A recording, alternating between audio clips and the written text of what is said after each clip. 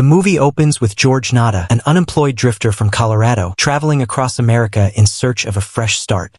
Arriving in Los Angeles, with its towering skyscrapers and promise of opportunity, he heads to a job center hoping for work.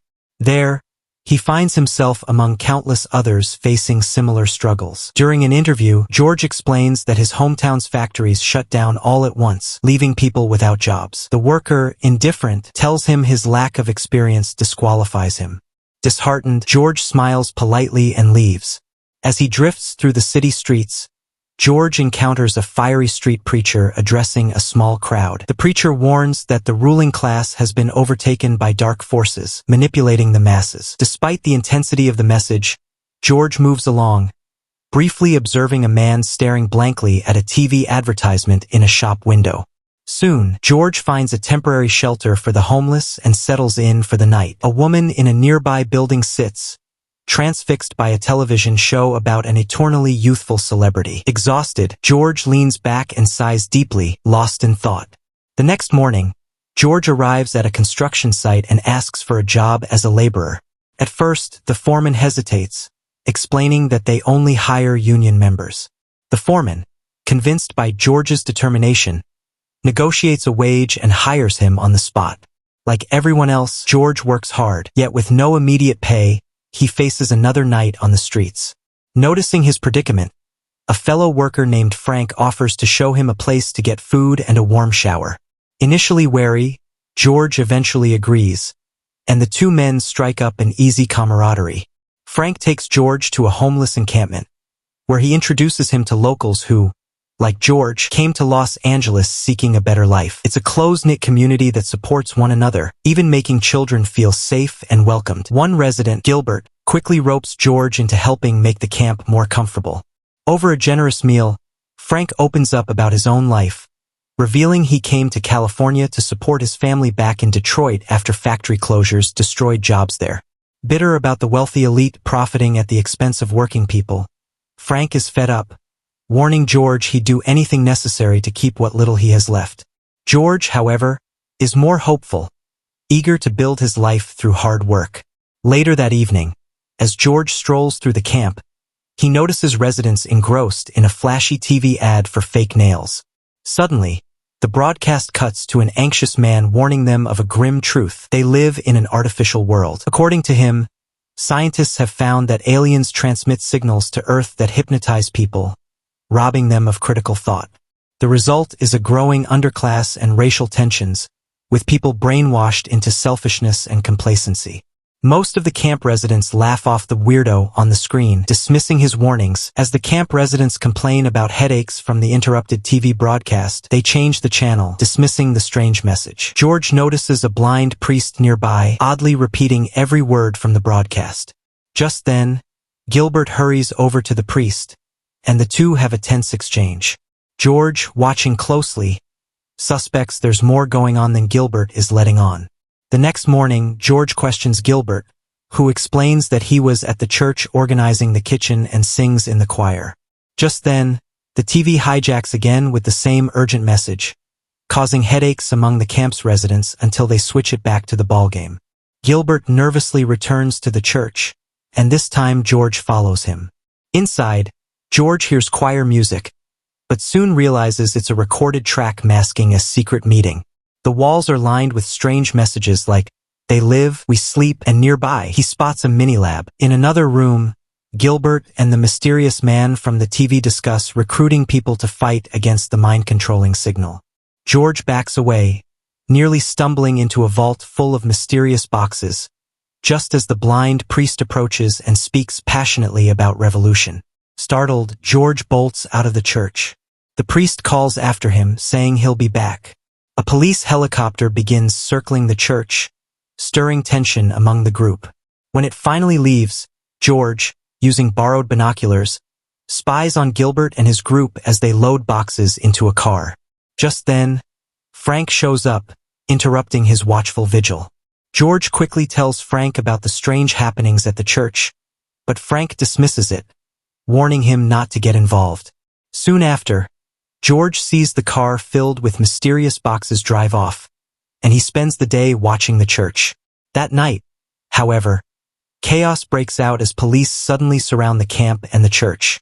Confused residents stand by, not understanding why they're being targeted, until the police bring in bulldozers to demolish their homes.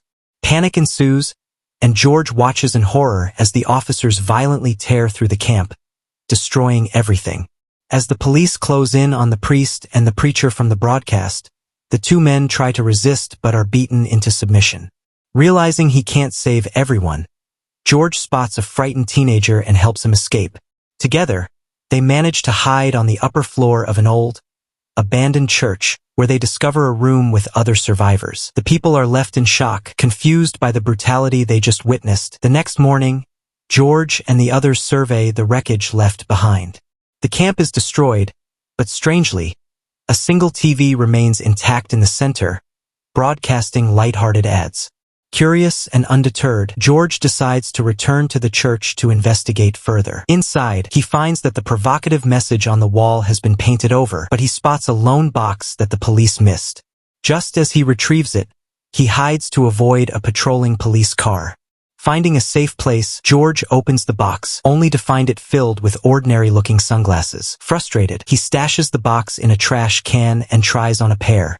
Immediately, the world around him shifts to a black and white view, showing him something truly shocking.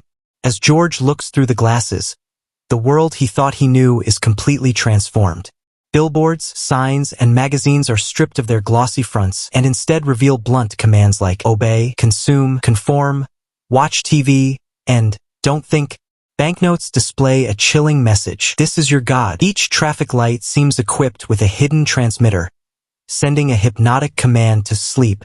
But the most shocking revelation comes when he sees some people not as humans, but as alien creatures hiding among the population. George repeatedly puts the glasses on and off, confirming that the man next to him truly appears monstrous through the lenses. He notices that these aliens have secured high positions in society, blending seamlessly with unsuspecting humans. In a supermarket, he catches sight of a politician on TV who, through the glasses, is also an alien. Struck by the absurdity of it all, George laughs loudly, unsettling shoppers. Unable to contain himself, he accuses a woman nearby, who appears alien, of being a monster. She immediately calls for backup, alerting other aliens through a hidden walkie-talkie in her wristwatch. Realizing he's been exposed, George runs into the street, aware that numerous alien eyes are watching him now. When the police arrive to interrogate him about the glasses, George refuses to comply.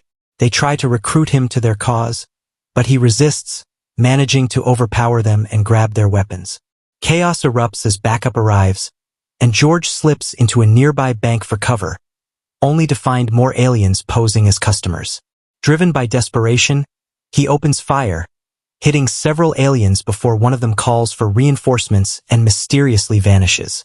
Escaping into the streets, George notices a drone tracking him. He shoots it down and seeks refuge in a parking lot, where he encounters Holly, a woman who appears human. He holds her at gunpoint, confirming her humanity, and forces her to drive him to her house, hoping she can help him survive this surreal nightmare. George, now desperate, takes refuge at Holly's apartment, where he explains the alien invasion, urging her to try on the glasses. But Holly, skeptical and alarmed, waits for a chance and then smashes a bottle over his head, shoving him out the window. Miraculously, George survives the fall but loses the glasses, while Holly calls the police. Forced to hide, George sleeps under a bridge. The next day, he finds Frank, hoping to convince him of the alien threat, but Frank is horrified by the news of George's violent actions. George insists, yet Frank refuses to listen and tells him to leave. Determined, George searches a nearby trash heap and recovers a few pairs of sunglasses. Frank sees George's desperation and tries to help, but when George insists he wear the glasses, Frank resists, thinking George has lost his mind. A heated fight ensues, and finally, George forces the glasses onto Frank, who is shocked to see the aliens. Now believing him, they rent a room at a motel and agree to take action. At the motel, George shares his painful past and the class struggles fueling the aliens' control. The next morning, Gilbert, a friend from the camp, invites them to a secret meeting with other seers. At the gathering, They meet others who know the truth and are given safer, clearer lenses. Gilbert explains who the alien invaders really are and their plans. At the alien base, George and Frank are astounded by the scale of the operation. The camp resident, mistaking them for new recruits, gives them a tour, boasting about the alien technology and their master plan. He leads them to a vast underground airport where spacecraft are prepared for intergalactic travel. George and Frank exchange tense glances, realizing the full extent of the invasion. Seeing an opportunity, George presses for information on the signal's source. The man explains that it's broadcast from the top of Cable 54's TV station, which controls humanity's hypnosis. He chuckles, confident no one could ever get close enough to stop it. George and Frank quickly excuse themselves and make a plan to destroy the broadcast. They slip away, navigating the base carefully and avoiding alien guards. Eventually, they find an exit that leads back to the city streets, battered but more determined than ever. Their next target is Cable 54 station, where they intend to break the signal and free humanity from the alien grip. George and Frank make their way to the top floor of the Cable 54 building, fighting their way through guards and alien agents. Finally, they reach the control room and see the source of the alien broadcast, a massive satellite dish transmitting the signal that keeps humanity in a hypnotized state. Just then, they run into Holly, who they believe has joined their side again. But in a brutal twist, Holly reveals herself as a traitor and kills Frank. He confronts her on the rooftop and George takes one last stand, shooting Holly before destroying the satellite dish. As helicopters swarm in, firing on him, he raises his middle finger in defiance, facing his fate. With the dish destroyed, the alien illusion shatters. Humanity awakens to the horrifying truth. Grotesque alien creatures have been hiding among them in plain sight, masquerading as humans. The world is now aware of the alien presence, and the control they once had is gone, leaving humanity free, but forever changed. The end.